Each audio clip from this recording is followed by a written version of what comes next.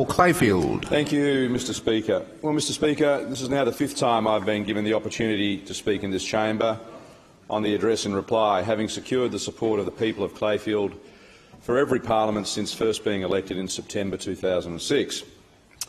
So that being the case, I do find myself confronted by similar circumstances to Zsa Zsa Gabor's sixth husband. I know what I'm supposed to do, but I don't quite know how to make it interesting. Nevertheless, I shall try.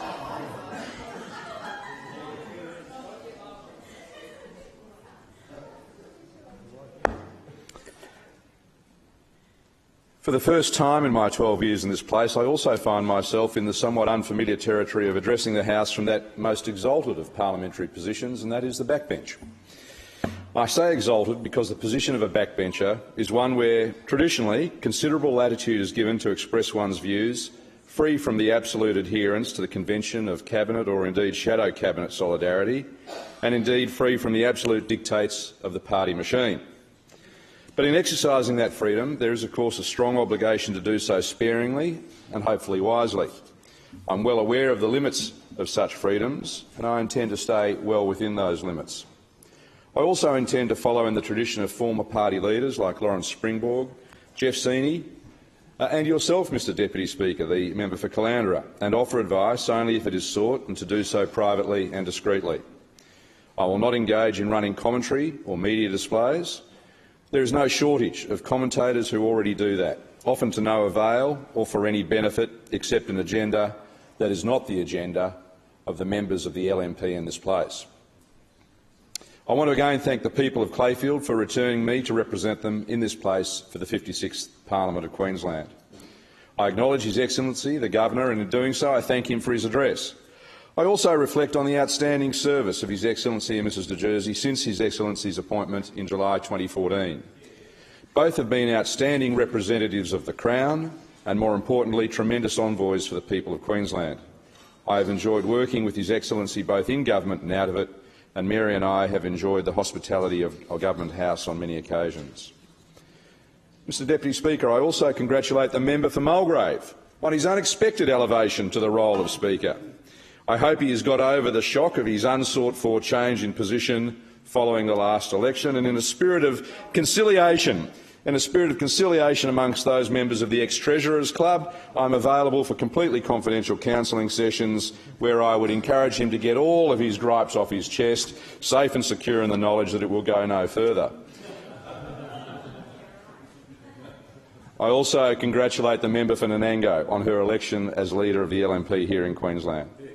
Perhaps more than most in this place, I have had the opportunity of working with and watching the member for Nanango, and I am in no doubt as to her passion to build a better Queensland and of her determination to succeed to lead this state as Premier at the head of an LNP government that will get on with the job of delivering for Queenslanders.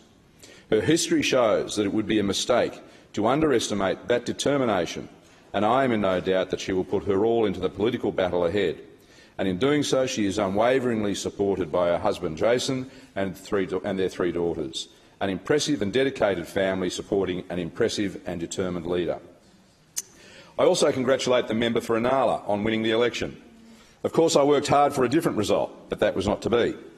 One of the great and enduring benefits of living in this great state is the peaceful and largely respectful way we go about changing government. I'm proud to have played my part in that process. We accept the decision of the people, no matter how much I wished it was otherwise. As leader of the LNP at the time, I accept responsibility for the outcome of the election. And to the many members of the LNP who fought the good fight throughout Queensland, I say thank you for your hard work and commitment, and I'm sorry I was not able to deliver a different result for you. I also want to thank my colleagues in the 55th Parliament for their support and encouragement during my time as opposition leader. Their hard work, commitment to the LNP cause and the cause of building a better Queensland sustained and enthused me during that time. The first electoral test for our team came with the by-election for Toowoomba South in mid-2016. Despite the difficulties facing the local campaign in the wake of a long and tiring federal election, and in spite of the naysayers, the outcome in Toowoomba South was a testament to staying the course, running a solid campaign and having a genuinely local and committed candidate. LNP party members turned out yet again to support their local candidate, They were joined by an enthusiastic crew of young LMPs from South East Queensland and MPs from across the state. Everyone pitched in to help, and we were successful. Since being elected on what was, and I take the interjection for the member for Glasshouse, on what was a wet, windy and bitterly cold election day, David Janeski has gone on to repay the faith of the party and his team with hard work and commitment to the Toowoomba region. He and Mel have also increased the local population, with a new son, Samuel, now just over a year old. Amongst our achievements in the 55th Parliament, the LNP introduced 18 significant private members' bills. Indeed, more than any other opposition in this place, and I reflect on the comments from the Premier this morning in relation to introducing bills. We introduced 18. Half of the private members' bills in the last term of Parliament were introduced by the LNP. Some were passed, including the Bail, the Domestic Violence and Another Act Amendment Act, as well as Mason's Law, which is a testament to the perseverance and commitment of the former member for Aspley, Tracy Davis, and the former member for Hinchinbrook, now Councillor Andrew Cripps. Other bills we introduced weren't passed, but were nonetheless successful. They were successful because they forced the government to introduce its own legislation after ours, dealing with the same matters. Whether that was dealing with institutional child sex abuse or domestic violence reforms, the tow truck industry or compulsory smoke alarms, or indeed reshaping Queensland's planning laws, very real and significant changes were made in Queensland to deliver better outcomes for Queenslanders as a result of the work of the LNP opposition in the 55th Parliament. I also acknowledge the work of the former member for Mansfield, Ian Walker, who introduced legislation to finally ensure that the constant guessing game of when the next election will be held was put to an end. The only irony is that the 2017 election was the last one of those guessing games, and despite his outstanding work in his community, Ian was ultimately not re-elected. To former colleagues Scott Emerson, Ian Rickus, Glenn Elms, Tanya Smith, Matt McEachen, Sid Cramp and Verity Barton, I say thank you for your hard work and dedication to the cause. While losing friends and colleagues was distressing and painful, there was also a very large upside to the 2017 election campaign. The LNP welcomed a swag of new members and regained seats where our supporters and branch members have been loyal and determined for many years. So in Nicholls, after many long years, Marty Hunt has been elected, a representative truly in touch with his community and already a ferocious fighter for his electorate. In Bundaberg, we welcome David Batt, again another new member with a long history of service, both as a police officer and as a councillor. He has big shoes to fill after the mighty Jack Dempsey, but he is moving quickly to establish himself in this new role. And in Buderim, the election of Brent Mickelberg was a clear case of the electorate and electors seeing through the sham and self-interest of the former member and realising that it is the LNP, not the loons of one nation, which can provide solid, dependable and sensible representation in the community's best interests on the Sunshine Coast. And talking of the Sunshine Coast, the new member for the new seat of Ninderry, Dan Purdy, has justified my faith in him. From a standing start to full-on campaigning in a very short period of time, Dan has already made his mark on the new electorate, and it's a pleasure to have him in this place. From Pumicestone, we welcome Simone Wilson. Simone did it tough, campaigning in the middle of Labor territory and up against a sitting member that the Premier and Labor cynically supported right up to election eve. Despite slurs and vandalism of her signs and corflutes, Simone kept going and ultimately prevailed and was successful. In the Lockyer, despite all the claims of the pundits and experts, Jim McDonald fought off One Nation and went on to win the seat handsomely. And while I don't need to eat raw onions, I think I've sampled just about everything else grown in or around the Lockyer Valley. At the Gold Coast, we achieved success in the new seat of Bonnie with one of the hardest working candidates I've seen. Sam O'Connor has shown that the LNP can, as it must, reach out to younger people and gain their trust while still honouring the tenets of the LNP. He and his extended family and friends worked tirelessly to show voters why he was the best choice to represent them in that new seat. Winning in all those seats was never going to be easy. All were hotly contested, all had tight margins, and some had been held by another party.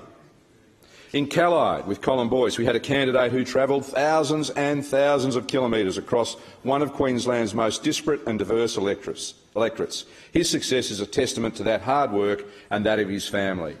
And in the much-changed seat of Broadwater, and after some vigorous democratic debate, we have seen the return of the former member for Mundingburra, David Crisafulli. So to all of those new and returning members, I say welcome and congratulations. I also want to recognise all our other great local candidates who ran for us in 2017. Candidates like Casey Scott and Townsville, who gave the sitting member in a traditional safe Labor seat such a close run, coming within 107 votes. Candidates like Nicholls, who fought so hard in Ferny Grove, and Belinda Kippen in Miller, as well as Jamie Forster in McConnell next door to me. The team in and around Cairns, including Penny Johnson, Karina Samperi, San Marino and Mario Quagliata, as well as our candidates in Central Queensland like Kerry Latta and Peter Blundell. These are just some of the terrific candidates who put their lives on hold while they campaigned to build a better Queensland. It was a pleasure to support them all and to campaign with them. And while they may not have been elected, they have earned our thanks and respect for their willingness to stand and fight to build a better Queensland. Now, Mr Speaker, 2017 was also a year of significant loss for this place. On the LNP side, we saw the retirement of two former leaders, Jeff Seeney, previously a Deputy Premier, and Lawrence Springborg, a former Health Minister. Both friends, both in different ways mentors to many in this place, and both who made a difference to the lives of so many Queenslanders through their dedication, service, resolve and hard work. There were few who could match it with the former member for Callide when he was in full flight. There were few who could match his passion and his ability to look at a difficult question and come up with a compelling argument. Now, I think it's fair to say he was not necessarily everyone's cup of tea, but he was never afraid to straighten you out when he thought you were heading the wrong way, and I think it's fair to say tact was not his strong suit. I'm sure he would probably agree. His motto was for country people and country towns, and he lived up to that motto for almost 20 years in this place. But more than that, Jeff was a parliamentarian. He loved this place. He gave it his all. He sacrificed a lot. He fought for members of this place against all comers. He believed in the primacy of MPs, and he never apologised for it. If you ever needed someone to fight your corner, to stand with you when the shells were falling all around, when the numbers were against you, Jeff Seeney was your man. Many in this place, myself included, owe Jeff a tremendous debt. Lawrence Springborg's story is well known. His commitment to the Nationals and then the LNP cause was and still is enduring. His calmness and experience have helped and assisted so many members in this place over his 28 years as an MP. And even in his final year, he worked on dealing with the insidious effects of black lung disease with the member for Bundamba in an unlikely parliamentary committee partnership that exposed failings at many levels that are still being resolved today. The election did not allow a valedictory for these members, but today I want to recognise and honour their service to our state, to our parliament, to their electorates and to the LNP. While our shadow cabinet and MPs are the public face of the LNP, we couldn't do our job without the help, assistance and dedication of our staff. I thank all LNP electorate officers for their hard work dealing with the many and varying challenges of our electorate officers. In particular, thanks to Sam and Katie in my office for their hard work, and I also want to thank Nikki, who has come on board since the election and who is working wonders with my social media as well as for my constituents. In the Opposition Leader's office, we were well served by an outstanding staff. Indeed, as I told them all at the end of 2017, they were the best staff it has been my great honour to have worked with in my time in this place. I particularly want to thank my Chief of Staff, Gerard Benedett, whose organisational skill and leadership, whose policy depth and whose calmness under pressure delivered outstanding policies to build a better Queensland, and also an election campaign that ran faultlessly and to schedule. Probably the best campaign run by an opposition in Queensland with only one fault: we didn't win.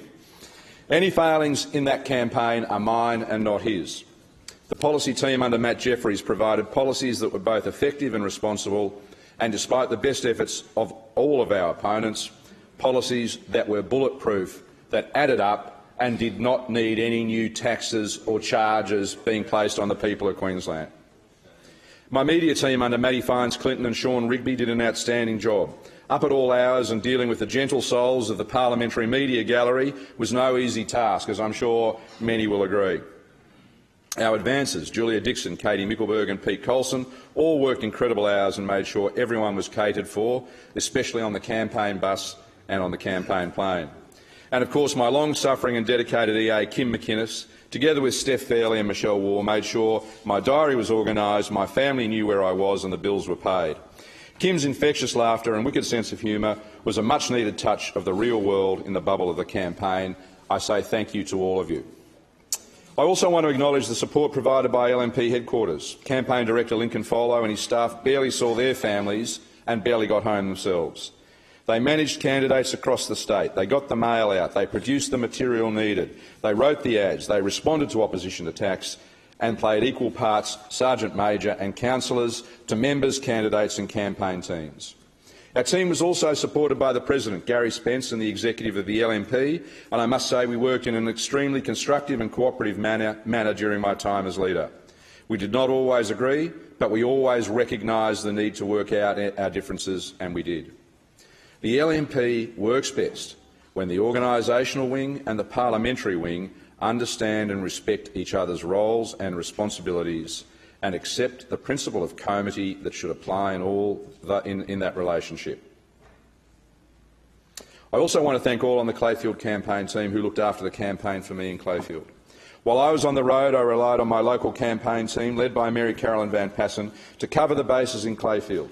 Together with the hard work by Campaign Treasurer John Cotter Jr., the team was able to ensure that even in the difficult circumstances of a significant redistribution and an often absent MP, we were able to retain Clayfield in the face of concerted campaigns by Greens, anti-Adani campaigners, of course the unions and lastly the ALP.